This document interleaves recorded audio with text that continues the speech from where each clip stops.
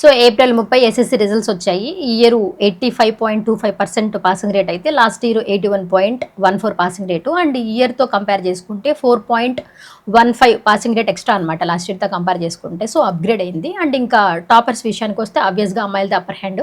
Last year కూడా అమ్మాయిలే వచ్చారు అండ్ ఇయర్ కూడా అమ్మాయిలు అదే పంతను కొనసాగిస్తూ అమ్మాయిలే వచ్చారు. ఇంకా స్టేట్ టాపర్ విషయానికి వస్తే విశాఖకు చెందిన జ్ఞానేశ్వరి 599 మార్క్స్ తెచ్చుకుంది. సో ఒక్క మార్క్ కూడా ఇంగ్లీష్లో మిస్ అయిందంట.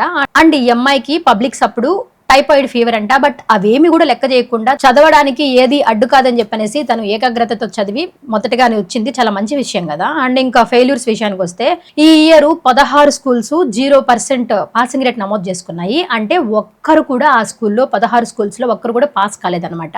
సో అందులో 11 స్కూల్స్ ప్రైవేట్ స్కూల్స్ అయితే 2 గురుకుల పాఠశాలలు, ఒక ఎయిడెడ్ స్కూల్ అండ్ ఒక గవర్నమెంట్ స్కూల్ ఉంది. ఆ 11 ప్రైవేట్ స్కూల్స్ లో కూడా 2 మన నెల్లూరు జిల్లాలోనే ఉన్నాయంట. అందులో ఒకటి నెల్లూరు, ఇంకోటి కొడవలూరులో ఉంది. బట్ విద్యాశాఖ ఎందుకు ఇలా 0% నమోదైందని చెప్పేసి దాని మీద క్రాస్ చెక్ చేస్తున్నారు. అండ్ విద్యాశాఖ కూడా 100 days ప్లాన్ పెట్టింది. బట్ అది ఎక్కడ కూడా వర్కౌట్ అవ్వలేదు. సో దట్ మన ఫస్ట్ కూడా అనలైజ్ చేయాలి ఎందుకు ఎక్కడ పోయింది అని. బట్ ఈ 11 ప్రైవేట్ స్కూల్స్ లో ఫెయిల్ అయిన విద్యార్థులు డబ్బులు పోసి కూడా వేస్ట్ అయింది కదా.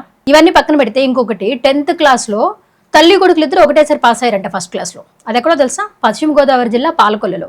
సో వాళ్ళ తల్లి 6th క్లాస్లోనే డిస్కంటిన్యూ అయింది. సో ఈ ఇయర్ ఓపెన్గా రాసి తల్లి కొడుకులు ఇద్దరు ఒకటేసారి రాశారు. కొడుకుకి 562 మార్క్స్ వస్తే వాళ్ళ అమ్మకి 360 వచ్చాయి అనమాట. సో ఇది పాలకొల్లులోనే కాదు, ఓవరాల్గా స్టేట్ వైడ్గా ఇంట్రెస్టింగ్ టాపిక్ అయింది. సో ఈ వీడియో నచ్చిందా? ఈ వీడియో నచ్చితే మన N3 ఛానల్ని లైక్ చేసి సబ్స్క్రైబ్ చేయండి. మరిన్ని వీడియోస్ కోసం మన ఛానల్ని ఫాలో అవ్వండి. Thank you for watching. Hi Nilor, please subscribe to N3 TV.